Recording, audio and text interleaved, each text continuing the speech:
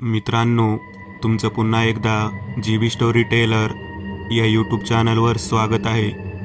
आजच्या आपल्या गोष्टीचं नाव आहे प्रेत मसान. लेखक निखिल सूर्यवंशी. पण गोष्ट सुरू करण्याआधी जर कोणी या चॅनलवर पहिल्यांदाच आलेले असाल तर त्यांनी ह्या चॅनलला सबस्क्राईब करायला विसरू नका. चला तर मग अजिबात वेळ न घालवता गोष्टीला सुरुवात करूया.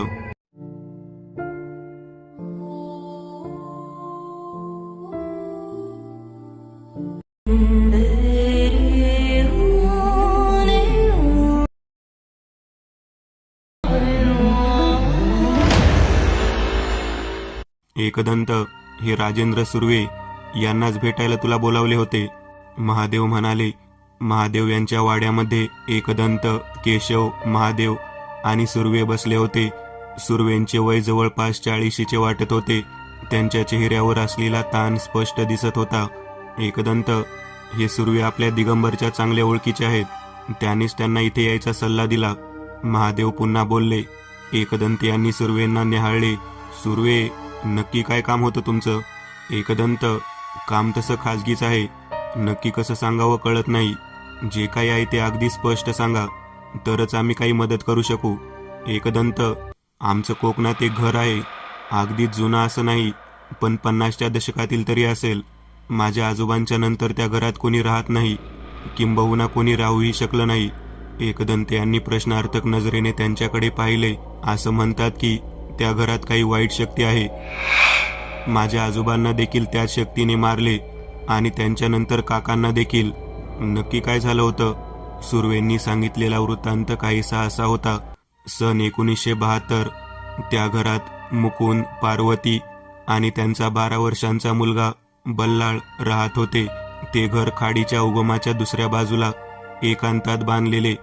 काहीच अंतरावर समुद्र देखील होता. मागे नारळी पोपळीची बाग होती. जवळच भाताची शेती होती. सर्व काही सुरळीत सुरू होते. अचानक एक दिवस रात्री मुकुंद माडीवरून गडबडत खाली आले. तिथेच खाली पार्वती आणि बल्लाळ बसलेले. पार्वती, लगेच तुझं आणि बल्लाळचं सामान भर. तुम्हाला आपल्या तालुक्याच्या गावाला असलेल्या घरात जायचं आहे. अहो, पण काय झालं असं? ते मी तुला नाही सांगू शकत, पण आताच्या आता निघ. तुला माझी शपथ आहे. हे बघा, तुम्ही मला सांगितल्याशिवाय मी कुठेही जाणार नाही. पार्वती, हे बघ, ऐक माझं. तुम्हा दोघांसाठी इथून निघून जाणं खूप गरजेचं आहे. एवढं ऐक माझं. तिचा नाईलाज झाला. तिने गरजेचं सगळं साहित्य पेटीमध्ये भरलं. पार्वती, एक गोष्ट लक्षात ठेव. काहीही झालं तरी मी सांगितल्याशिवाय परत येऊ नकोस. मुकुंद म्हणाले. असं काय बोलताय तुम्ही? आणि आम्हाला तिकडे पाठवून तुम्ही काय करणार आहात? तू हो पुढे, मी येतो. तिथे आलो की सगळं सांगतो. सामान बैलगाडीमध्ये टाकून पार्वती आणि बल्लाळ दुसऱ्या गावात आले. तिथे त्यांचे मूळ घर होते. मुकुंदचे मोठे भाऊ जनार्दन आणि लहान भाऊ दत्ता तिथे राहत होते. घरी आल्यावर घडलेला सगळा प्रसंग तिने त्या दोघांना सांगितला. रात्री बराच वेळ वाट पाहून देखील मुकुंद घरी आला नाही. त्यामुळे दुसऱ्या दिवशी सकाळीच जनार्दन, दत्ता आणि पार्वती त्यांच्या घराच्या दिशेने निघाले. घराचा दरवाजा सताड उघडा होता. जनार्दन आणि पार्वती घरात मुकुंदला शोधत होते, पण त्याचा कुठेही पत्ता नव्हता. इतक्यात त्यांना मागील बाजूस दत्ताचा ओरडण्याचा आवाज ऐकू आला. ते दोघेही मागे आले आणि समोरील दृश्य पाहून त्यांना धक्काच बसला. तिथे एका झाडाला मुकुंदचे प्रेत लटकलेले. शरीराच्या अक्षरशः चिंधड्या झालेल्या ते दृश्य पाहून पार्वती चक्कर येऊन जागीच कोसळली. दत्ता पोलिसांना घेऊन आला. पाहणी केल्यावर त्यांनी ते प्रेत खाली उतरवले. दुपारपर्यंत ते सगळे प्रेत घेऊन त्यांच्या मूळ घरी पोहोचले. काय झालं असेल याचा कोणालाही अंदाज नव्हता. मुकुंदच्या अंगावर असलेल्या जखमा विचित्र होत्या. सगळे विधी पार पडले, पण गावात कुजबूज सुरू झाली. पार्वती तर अजूनही धक्क्यातच होती. काही दिवस ते घर बंदच होते. कोणाचीही तिथे जायची हिंमत होत नव्हती. त्यानंतर काही दिवसांनी गावातीलच एका माणसाचे प्रेत त्या घराच्या आवारात सापडले. तो त्या घरात चोरी करायच्या उद्देशाने गेला होता. त्या दिवसानंतर तर तो भाग जवळच्या गावातील लोकांनी वर्ज्य केला. काही वर्षानंतर जनार्दनचा मोठा मुलगा हट्टाने त्या घरात गेला. त्याला ते घर विकायची घाई झालेली. कोणत्याही गोष्टींवर त्याचा विश्वास नव्हता. पण दुसऱ्या दिवशी त्याचं तसंच छिन्न विछिन्न प्रेत घराच्या उंबऱ्यात पडलेलं. इतकं बोलून सुर्वे थांबले. म्हणजे बल्लाळ तुमचे वडील आहेत बरोबर ना? महादेव यांनी विचारले. हो, सध्या ती वाडी आणि ते घर माझ्याच नावावर आहे. त्या घरातच काहीतरी आहे असं तुम्हाला वाटतं? एकदंत यांनी विचारले. हो, तिथे काहीतरी असेलच, पण आमच्या घरातल्या कोणाची आता तिथे जायची हिंमत नाही. पण त्या जागेचा काहीतरी उपयोग व्हायला पाहिजे असं वाटतं, म्हणून मी तुमच्याकडे आलो. ठीक आहे सुर्वे, मी तिथे जाऊन पाहतो, पण तुम्ही मला सोडायला तरी याल ना सोबत? हो एकदंत, जाऊयात आपण. कधी निघायचं? उद्या दुपारी निघू. सुर्वे गेल्यानंतर एकदंत आणि महादेव बोलत होते. एकदंत, काय वाटतं तुला? ज्या प्रकारे प्रेताच्या अंगावर जखमा आहेत त्यावरून हे प्रकरण काहीतरी वेगळं आहे. बरोबर जाताना काही हत्यारे सोबत घेऊन जा. एकदंत यांनी त्यांच्याकडे असलेली लायसन्स गन सोबत ठेवली. शिवाय त्यांना गरजेचं असणारं साहित्य बॅगमध्ये भरले. दुसऱ्या दिवशी सुर्वे त्यांना न्यायला आले. त्यांच्याच गाडीत एकदंत आणि केशव निघाले. त्या घराच्या परिसरातला भाग अजूनही निर्जन होता. मातीची पायवाट त्यांना त्या घराच्या जवळ घेऊन आली. दुमजली, टुमदार, कौलारू घर होते ते. इतकी वर्ष कोणाचेही त्याकडे लक्ष नसताना देखील अगदी व्यवस्थित वाटत होते. घरासमोर मोठे अंगण होते. घर उत्तराभिमुख होते. अंगण संपून नारळ आणि पोपळीची बाग सुरू होत होती. त्या पलीकडे असणाऱ्या समुद्राची गाज ऐकू येत होती. केशव, तो आपला टेंट आणलायस, तो लावून घे. एकदंत, तुम्ही घरात नाही राहणार का? सुर्वेंनी विचारले. नाही सुर्वे, या घराबद्दल माझ्या काही शंका आहेत. एकदम घरात राहायला गेलो तर त्याची उत्तरे मिळणार नाहीत. इथे खाडीच्या पलीकडे गेलं की फोनला रेंज येते. काही वाटलं तर मला फोन करा, मी लगेच गाडी घेऊन येतो. सुर्वे निघून गेल्यावर केशवने सर्व सामान टेंटमध्ये ठेवले. संध्याकाळचे 5 वाजले होते. केशव, थर्मासमधला चहा ओतून ठेव, मी जरा आजूबाजूला पाहून येतो. एकदंत म्हणाले. त्या घराला समोर बंदिस्त ओसरी होती. त्यातून पुढे मुख्य दार होते. खालचा मजला अर्ध्या चिऱ्यांनी बांधलेला. त्यावरील बांधकाम हे विटांचे होते. 2 मजले आणि त्यावर माळा असे साधारण बांधकाम होते. ते फिरत घराच्या दुसऱ्या बाजूला आले. त्यांचे लक्ष शेजारच्या झाडाकडे गेले. त्या झाडाच्या फांदीवर मुकुंदचे प्रेत लटकलेले. एकदंत यांनी मागील बाजूने घराकडे पाहिले तेव्हा माळ्याला असलेल्या खिडकीमध्ये कोणीतरी उभा असल्याचं त्यांना भास झाला. त्याकडे लक्ष न देता एकदंत पुन्हा टेंट जवळ आले. केशव, काही झालं तरी त्या घरात जाऊ नकोस. चहाचा घोट घेत एकदंत म्हणाले. काही जाणवलं का एकदंत? इथं खूप रहस्य दडली आहेत. कुठून काय बाहेर पडेल सांगता येत नाही. अंधार पडायला सुरुवात झालेली. केशवने आजूबाजूची लाकडे गोळा करून शेकोटी पेटवायची तयारी करून ठेवली. चार्जिंग लॅम्प टेंटला अडकवलेला होता. समुद्रावरून येणारी हवा थंड भासत होती. रात्रीचे 8 वाजले होते. सोबत आणलेलं खाऊन एकदंत काही वेळ टेंटमध्ये आराम करत होते. केशव बाहेर शेकोटीजवळ बसला होता. हळूहळू शेकोटी विजायला सुरुवात झाली. केशवने त्यात लाकडे टाकली, पण ती लाकडे अधिक वेगाने जळत होती. पुढच्या काहीच वेळात केशवने आणलेली सगळी लाकडे संपली आणि शेकोटी विझली. सगळीकडे अंधार पसरला होता. टेंटला अडकवलेला चार्जिंग बल्ब सोडला तर इतर कसलाही उजेड नव्हता.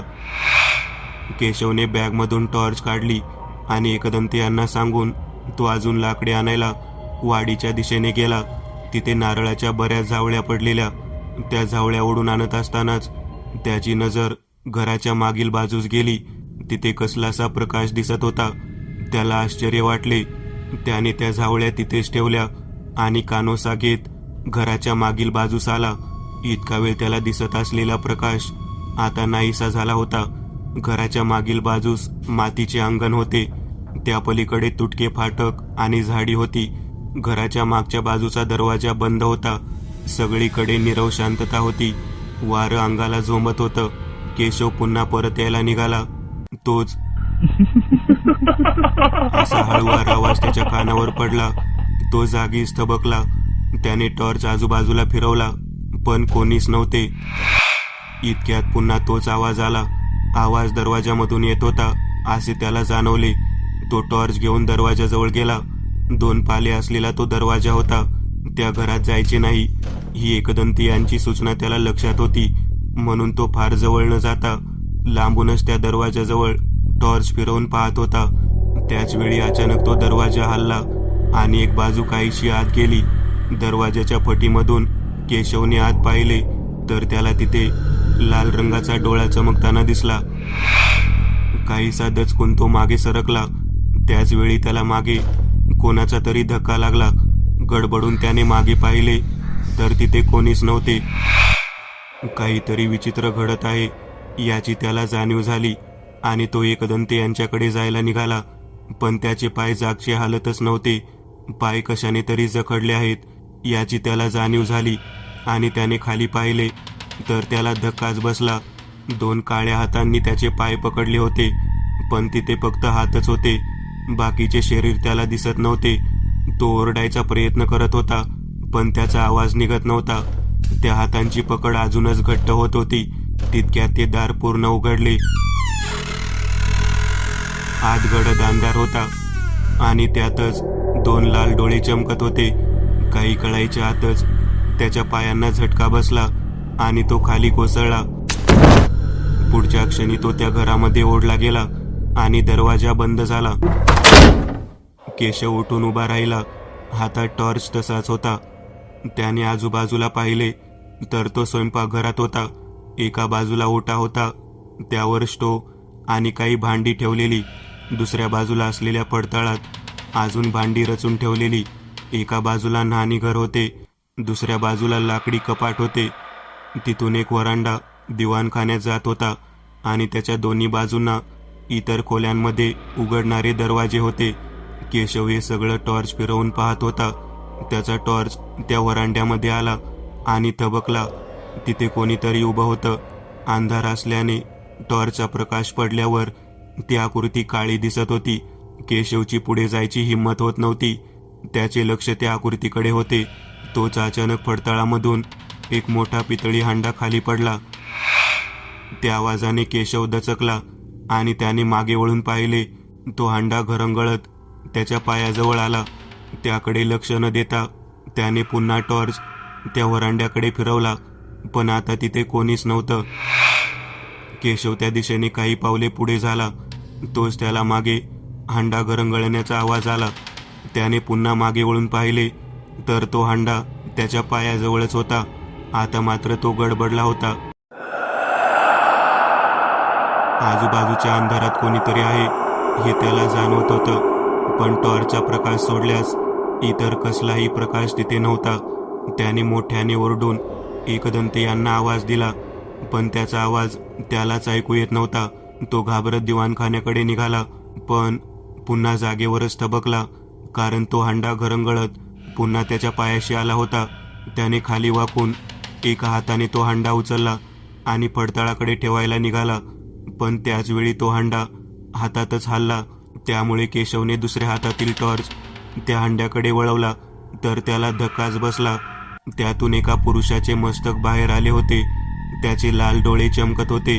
घाबरून केशवने हांडा खालीच टाकला आणि तो वेगाने दिवाणखान्यात आला. तिथल्या दरवाजावर काहीतरी आवाज करावा असा त्याचा विचार होता. तो दरवाजाजवळ पोहोचणार, तोच दरवाजामधून त्याच पुरुषाचा चेहरा बाहेर आला. त्या धक्क्याने केशव दचकून मागे झाला. त्याला दिवाणखान्यामधून वरती जाणारा जिना दिसला. तो त्या जिन्याकडे वळला आणि वरती जाऊ लागला, पण जिन्याच्या खाली असलेल्या एका पुरुषाकडे त्याचे लक्ष नव्हते. जिन्यातून वर आल्यावर समोरच एक वरांडा होता. त्यात उजव्या बाजूला 3 खोल्यांचे दरवाजे होते आणि डाव्या बाजूच्या भिंतीवर बंद असलेल्या खिडक्या होत्या. वरती आल्यावर वातावरणात झालेला बदल त्याला जाणवला. हवा अधिक थंड वाटत होती. वातावरण भारलेले. तो अजूनही जिन्याजवळ उभा होता. इतक्यात त्याच्या खांद्यावर कोणीतरी हात ठेवला. त्याचा स्पर्श बर्फासारखा थंड होता. त्या स्पर्शाने त्याच्या अंगात शिरशिरी उठली. त्याने मागे वळून पाहिले, पण तिथे कोणीच नव्हते. त्याच वेळी असा आवाज झाला. त्याने समोर पाहिले तर मधल्या खोलीचा दरवाजा आपोआप उघडला होता. केशव हळूहळू त्या खोलीसमोर गेला. त्याने आत टॉर्च फिरवला. खोलीमध्ये एक लाकडी कपाट होते. टेबल, खुर्ची असं बरंच सामान होतं. एका कोपऱ्यामधून प्रकाश पुढे गेल्यावर त्याने टॉर्च पुन्हा मागे फिरवला. त्या कोपऱ्यात काहीतरी होतं. अजून पुढे होत त्याने त्या जागी टॉर्च स्थिरावला. तिथे एक पुरुष बसलेला, गुडघे दुमडून. त्याने त्यात डोकं खुपसले होते. त्याचे दोन्ही हात गुडघ्यावर होते. कोण आहे? केशवने विचारले. समोरून काहीही प्रतिसाद आला नाही. केशवने त्या खोलीमध्ये टॉर्च फिरवून पाहिले तेव्हा त्याच्या लक्षात आले तिथे माळ्यावर जायला शिडी लावलेली आहे. माळ्यावरती जाऊन तिथून बाहेर पडता येईल असा विचार त्याच्या मनात आला. त्याने खोलीमध्ये पाऊल ठेवले. तोच काहीतरी गुरगुरण्याचा आवाज त्याच्या कानावर पडला. तो पुरुष अजूनही तसा स्तब्ध होता. तो गुरगुरण्याचा आवाज कपाटाच्या जवळून येत होता. केशव त्या कपाटाजवळ गेला. तो आवाज त्या कपाटामधून येत होता. केशवने त्या कपाटाचा दरवाजा उघडला आणि दचकून मागे सरकला.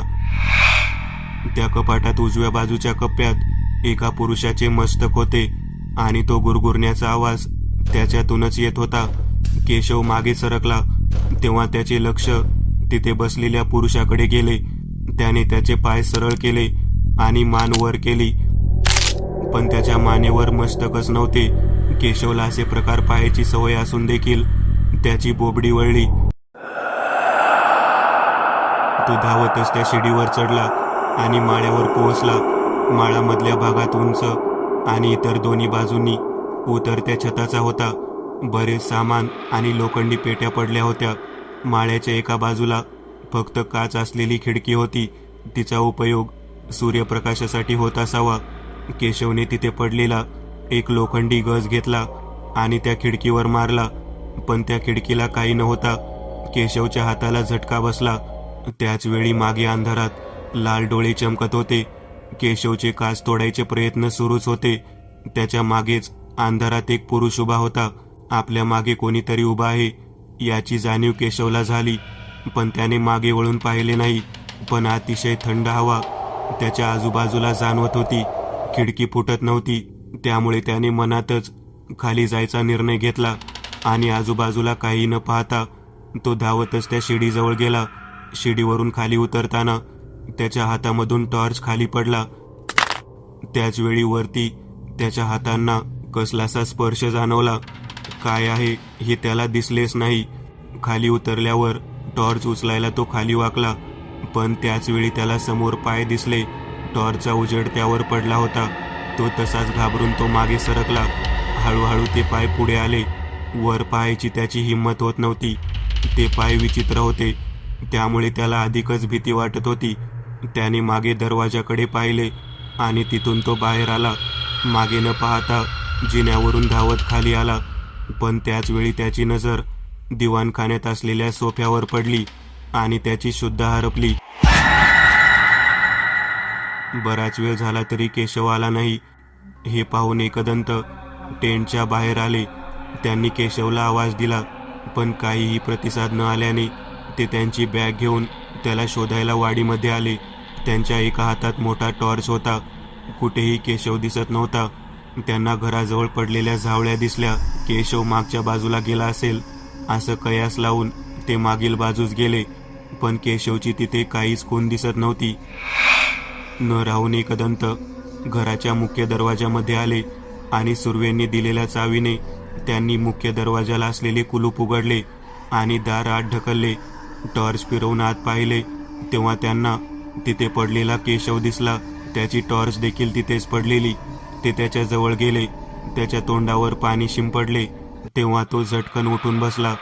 तो वेड्यासारखा आजूबाजूला पाहत होता. काय झालं केशव? असा काय पाहतोय?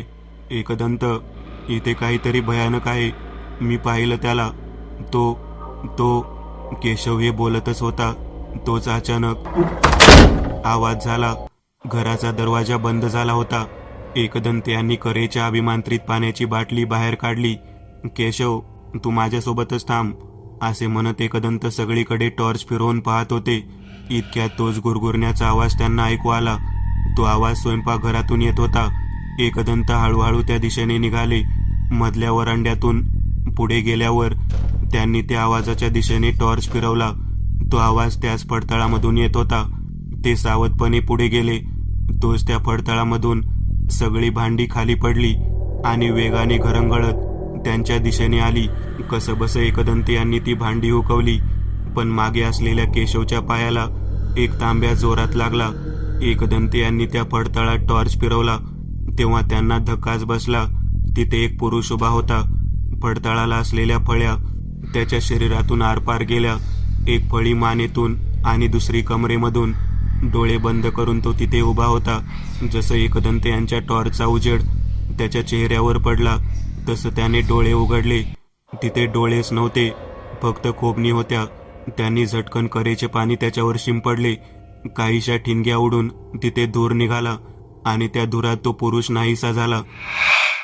केशवच्या पायाला तांब्या लागल्यामुळे तो लंगडत होता. ते दोघे पुन्हा दिवाणखान्यात आले. एकदंत यांनी बॅगमधून पिशाचे वेध काढला आणि समोर ठेवला. त्याच्या साह्याने त्यांना त्या वास्तूचा भूतकाळ पाहता येणार होता. तो वेध समोर ठेवून ते मांडी घालून बसले. केशव हातात टॉर्च घेऊन बसला होता. इतक्यात कुठून तरी हवेचा एक झोत त्यांच्या दिशेने आला. त्याकडे दुर्लक्ष करून एकदंत यांनी ध्यान केंद्रित केले. इतक्यात केशवला कोणीतरी जोरात ढकलून दिले. तो दरवाजाच्या बाजूला असलेल्या भिंतीवर जाऊन आदळला आणि बेशुद्ध पडला. आवाज झाल्यामुळे एकदंत यांनी डोळे उघडले आणि त्यांना धक्काच बसला. पिशाच्या वेदासमोर त्यांना एका पुरुषाचे पाय दिसले. त्याच्या एका पायावर भाजलेल्या खुणा होत्या. दुसरा पाय तीक्ष्ण दातांनी कुरतडलेला वाटत होता. एकदंत यांनी टॉर्च घेऊन वरती फिरवला. त्यांच्या अंगात भयाची एक लाट पसरली. त्या पुरुषाचे शरीर अर्धवट जळून फुगलेले, त्वचा खाली लोळत होती. चेहऱ्याची उजवी बाजू पूर्ण करपलेली, डावा डोळा अर्धवट लाल झालेला, त्याचे ओठ फुगून काही ठिकाणी फुटलेले. एकदंत यांना त्या क्षणी काय करावे हे समजले नाही. असला प्रकार त्यांनी पहिल्यांदा पाहिलेला. त्यांनी झटकन करेचे पाणी त्याच्या पायावर शिंपडले, पण त्याला काहीच झाले नाही. त्याने त्याच्या पायाने पिशाचे वेध एका बाजूला उडवून लावला आणि दुसऱ्याच क्षणी एकदंत यांना लाथेने उडवले. ते मागे असलेल्या दारावर जाऊन आदळले. त्यांच्या पाठीच्या उजव्या बाजूला जोरदार मार लागला. ते कसंबसं स्वतःला सावरत होते. तोच तो पुरुष त्यांच्या समोर उभा होता. त्या पुरुषाने त्यांना परत लाथ घातली, पण झटकन एकदंत तिथून बाजूला सरकले आणि त्या पुरुषाचा पाय दरवाजावर आदळला. त्या धक्क्याने दरवाजा तुटून बाहेर पडला. केशव अजूनही बेशुद्धच होता. एकदंत यांनी त्यांच्या बॅगमधून गन काढली आणि काहीही विचार न करता त्या पुरुषाच्या दिशेने 2 गोळ्या चालवल्या. पण आश्चर्य म्हणजे त्या गोळ्या त्याच्या शरीराला धडकून खाली पडल्या. एकदंत गोंधळले होते. तितक्यात त्यांना जिन्यात तेज डोळे चमकताना दिसले. त्यांनी त्या दिशेने गोळ्या चालवल्या, पण त्या गोळ्या भिंतीवर जाऊन आदळल्या. त्याचवेळी त्या पुरुषाने केशवला उचलले. तो त्याच्यासोबत काय करणार याची त्यांना कल्पना आलेली. त्यांनी झटकन बॅगमधून ऊत काढला आणि त्यावर काही मंत्र म्हणून तो ऊत त्या पुरुषाच्या दिशेने फुंकला. त्याच क्षणी त्याने केशवला खाली टाकले आणि तो जिन्यावरून वेगाने वरती निघून गेला. एकदंत लगेचच केशवच्या जवळ गेले. त्यांनी त्याला ओढत त्या घराच्या बाहेर आणला. काही वेळ त्याच्या चेहऱ्यावर पाणी मारल्यानंतर तो शुद्धीत आला. त्याच्या डोक्याला मार लागला होता. एकदंत, काय झालं? तो दरवाजाकडे बोट दाखवत केशव बोलला. एकदंत यांनी टॉर्च फिरवून दरवाजाकडे पाहिले तर तिथे दारात एका पुरुषाची आकृती दिसत होती, पण तो पुरुष पारदर्शक असल्यासारखा दिसत होता.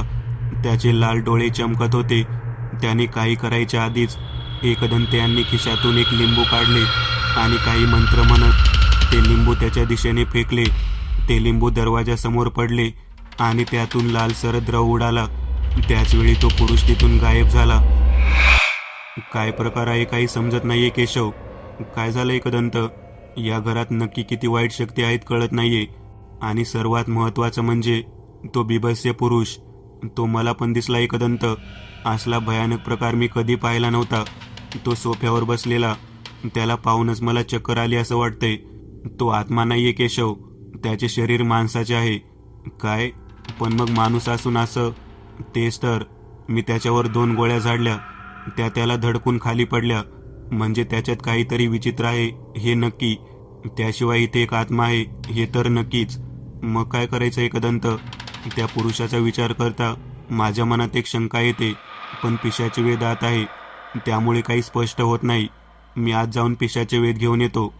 तू इथेच थांब आणि या रिंगणातून बाहेर येऊ नको. असं म्हणत एकदंत्यांनी केशवभोवती तांदळाची एक रिंगण आखले. रात्रीचे 11 वाजले होते.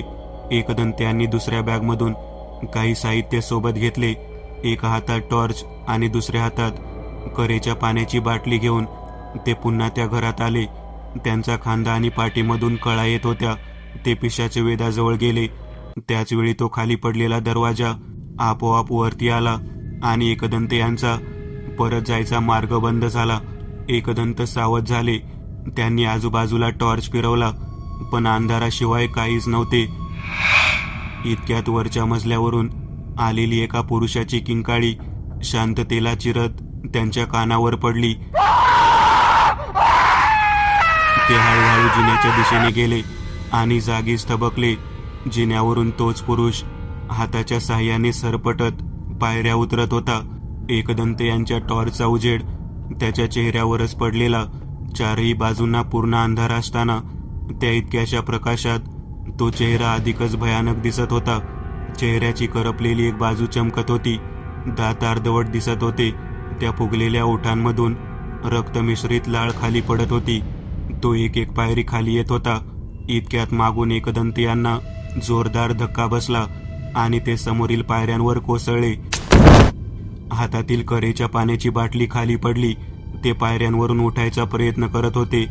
त्याचवेळी त्याच्या पाठीवरती दाब पडायला लागला. तो पुरुष त्यांच्या पाठीवरती पाय देऊन थांबला होता. एकदंत यांनी कसंबस मान वळवून पाहिले तेव्हा त्याच्या बोटांमधून लांब नखं बाहेर आलेली. तो पुरुष एकदंत यांची मान पकडायला खाली वाकला, पण त्याच वेळी एकदंत यांनी त्यांच्या पॅन्टच्या खिशामधून ऊद बाहेर काढला आणि मंत्र म्हटला आणि तो ऊद त्या पुरुषाच्या दिशेने उडवला. त्याच क्षणी तो पुरुष तिथून पुन्हा वरच्या दिशेने धावला. एकदंत शेजारील कठड्याचा आधार घेत उभे राहिले आणि त्याच क्षणी त्यांनी बॅगमधून कट्यार बाहेर काढली. हे खगमाला मंत्र उच्चारून त्यांनी ती अभिमांत्रित कट्यार त्या पुरुषाच्या दिशेने फेकली.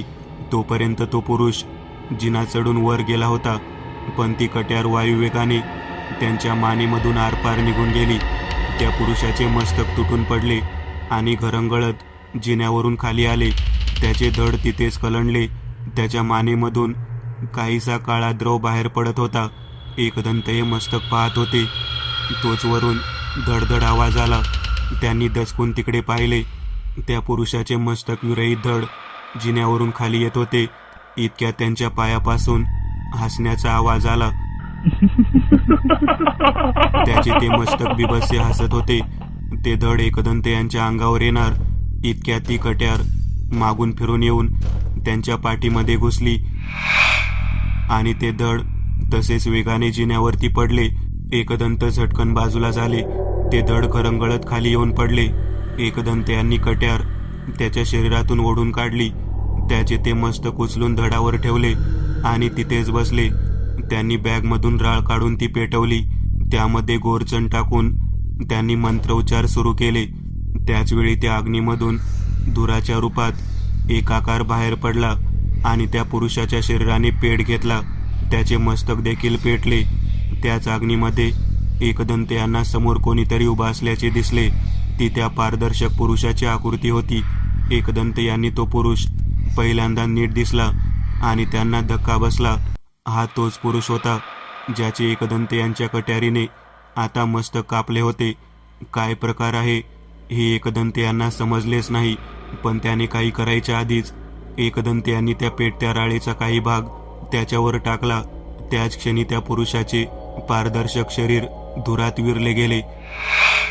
एकदंत उठून उभे राहिले. त्यांच्या पाठीला लागला असल्याने प्रचंड वेदना होत होत्या. त्यांनी सर्व सामान आवरले आणि पिशाचे वेदाजवळ गेले. त्यांनी तो वेद नीट ठेवला आणि त्याच्या समोर डोळे मिटून बसले. पिशाचे वेदाच्या साह्याने कोणत्याही वस्तूचा अथवा वास्तूचा भूतकाळ पाहायची विद्या त्यांना अवगत होती. त्याचाच वापर करून त्यांनी त्या घराचा भूतकाळ पाहिला. त्या घरात घडलेल्या सर्व घटना एक एक करून त्यांच्या नजरेसमोरून जात होत्या. काही वेळाने त्यांनी डोळे उघडले. पिशाचे वेद नीट बंद केला आणि तिथून बाहेर आले. केशव त्यांचीच वाट पाहत होता. काय झालं एकदंत? आता ये बाहेर त्या रिंगणातून. झालं काम आपलं. पण आत नक्की किती आत्मे होते? तसा आत्मा एकच होता, पण दुसरा प्रकार अधिक विलक्षण होता. तो मी तुला त्या सुर्वेसोबतच सांगेल. आता अजिबात त्राण उरले नाहीयेत. तू त्या सुर्वेला बोलावून घे फोन करून. केशवने खाडीच्या पलीकडे जाऊन फोन केला. काही वेळात सुर्वे त्यांची गाडी घेऊन आले. केशवने सर्व सामान गाडीमध्ये ठेवले. रात्री 1च्या सुमारास ते तिथून निघाले. सुर्वेने गाडी तालुक्याला असलेल्या एका दवाखान्यात घेतली. तिथे एकदंत यांना ॲडमिट केले. त्यांची पाठ दुखावली होती. केशव त्यांच्यासोबत तिथेच थांबला. दुसऱ्या दिवशी सकाळी सुर्वे दवाखान्यात एकदंत यांना भेटायला आले. त्यांची तब्येत थोडी सुधारली होती. तरीही डॉक्टरांनी त्यांना पूर्ण बेड रेस्ट सांगितली होती. त्यामुळे पुढील काही दिवस त्यांना दवाखान्यातच राहावं लागणार होतं. एकदंत, आता कशी तब्येत आहे तुमची? सुर्वेंनी विचारले. बरं वाटते, पण अजूनही पाठ दुखते. मारच तसा लागला आहे. पण हे कसं झालं एकदंत? प्रेत मसान, त्याच्यामुळेच हे इतकं लागलं. म्हणजे नक्की काय होतं त्या घरात एकदंत? प्रेत मसान हा एक विधी आहे. एकदंत यांनी सांगितलेला वृत्तांत काहीसा असा होता. सन 1970. मुकुंद मोठा व्यापारी होता. त्यासाठी त्याला बऱ्याच वेळा दूर प्रवास करायला लागायचा. बहुतांश वेळा त्याचा प्रवास हा होडी अथवा जहाजेनेच होत होता. एकदा तो कामासाठी कोची बंदरावर गेला होता. तिथून परत येताना एका छोट्या जहाजाने यावे लागणार होते. त्याला लागणारा वेळही जास्त होता. पण जहाज प्रवास नित्याचा असल्याने तो त्या जहाजात परत जायला निघाला. त्यावेळी जहाजावर त्याला एक व्यक्ती भेटली, भैरव. भैरव एक तंत्र जाणकार होता. मुकुंदाने त्याच्या बऱ्याच गप्पा झाल्या. गप्पा झाल्यानंतर ते आपापल्या खोल्यांमध्ये जाऊन झोपले. त्या रात्री अचानक वातावरण बदलले. समुद्राच्या लाटांची उंची वाढत होती. वारा वेगाने वाहत होता. अशातच ते जहाज अर्धवट कलंडले आणि त्यात पाणी शिरायला सुरुवात झाली. सगळीकडे गोंधळ माजला होता. जहाज वाऱ्याने हेलकावे खात असल्याने काही लोक पाण्यात पडले. मुकुंद एका खांबाला घट्ट पकडून बसला होता. जवळपास 3 तासांनी वाऱ्यांचा वेग कमी झाला. जहाज बुडता बुडता वाचले. पण वादळात खूप नुकसान झाल्याने जवळच असलेल्या एका बंदराकडे जायचा निर्णय घेण्यात आला होता. त्या बंदरावर पोहोचल्यावर सर्वजण खाली उतरत होते. पण मुकुंद त्या भैरवला शोधत होता. तो जहाजावर कुठेच नव्हता. परत उतरत असताना एका कोपऱ्यात त्याला भैरवची बॅग पडलेली दिसली. भैरव पाण्यात पडला असेल असा विचार करून त्याने ती बॅग उचलून स्वतः सोबत घेतली. दुसऱ्या दिवशी वेगळ्या जहाजाने तो घरी परतला. घरी आल्यावर त्याने भैरवची बॅग माळ्यावर टाकून दिली. पुढील वर्षापर्यंत त्याला व्यापारात नुकसान होत होते. त्यानंतर ते नुकसान वाढतच गेले. हळूहळू त्याचा व्यापार डबघाईला आला. एक दिवस तो काय करता येईल या विवंचनेत होता. तेव्हा अचानक त्याला भैरवची आठवण आली. त्याच्याशी बोलताना तो मंत्रतंत्र, घबाड, पैसे असल्याच्या गोष्टी बोलत होता. त्याच्या बॅगमधून असलेल्या गोष्टींचा काही उपयोग करून घेता येईल असे मुकुंदला वाटले. तो माळ्यावर गेला आणि त्याने त्या भैरवची बॅग शोधली.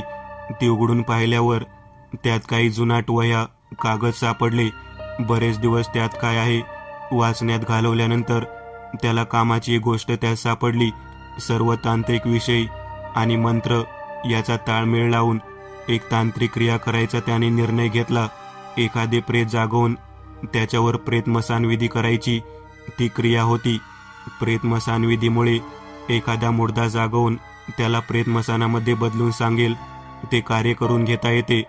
त्याच्याद्वारे एखाद्या सोन्याच्या दुकानातून लूट आणू शकत होता. अशी एक ना अनेक कामं त्याला करता येऊ शकत होती. पण हा विधी भयानक होता. तो उलटला तर त्याचे काहीतरी भयानक परिणाम होणार होते. हा विधी फक्त आमोसेलाच करता येऊ शकणार होता. पण यात मुख्य अडचण होती ती प्रेत मिळवायची. गावातले स्मशान तसे जवळच होते, पण त्याला एक मृतदेह हवा होता. महिन्यांमागून महिने गेले, पण त्याला काही प्रेत मिळाले नाही. स्मशानात लोक प्रेत आणून जाळत होते. ते जळेपर्यंत तिथे थांबत होते. पावसाळा सुरू झाला. एखादे प्रेत जाळायला आणले तर मुकुंदचे कायम त्याकडे लक्ष असायचे. अशाच एक मृतदेह घाईघाईमध्ये लोकांनी जाळायला आणला. त्याला अग्नी देऊन लोक लगेच निघून गेले. वरून फुटलेला पत्र असल्याने चिता नीट जळाली नाही. त्याचाच फायदा घेऊन मुकुंदने ती चिता विझवली. लाकडे बाजूला करून त्याने ते प्रेत खाली ओढले. आजूबाजूला किर्र अंधार होता. पाऊस तर तुफान बरसत होता. एक पिवळा बल्ब तिथे जळत होता. अशात तो अर्धवट भाजलेला मृतदेह त्याने ओढत कोपऱ्यावर आणला. त्याचे शरीर फुगले होते. चेहऱ्याची एक बाजू जळाली होती. ते भयानक दृश्य पाहून एक क्षण त्याच्या छातीमध्ये धस झालं. पण त्याने ते प्रेत ओढत आणून घराच्या बाजूलाच असलेल्या एका पडक्या घरात ठेवले. अमावस्येला एक दिवस असताना त्याने घरातल्या लोकांना काही कारणाने दुसऱ्या घरी पाठवून दिले. त्यानंतर तो ते प्रेत आणायला पडक्या घरात गेला तर उंदरांनी त्याचा एक पाय कुरतडला होता.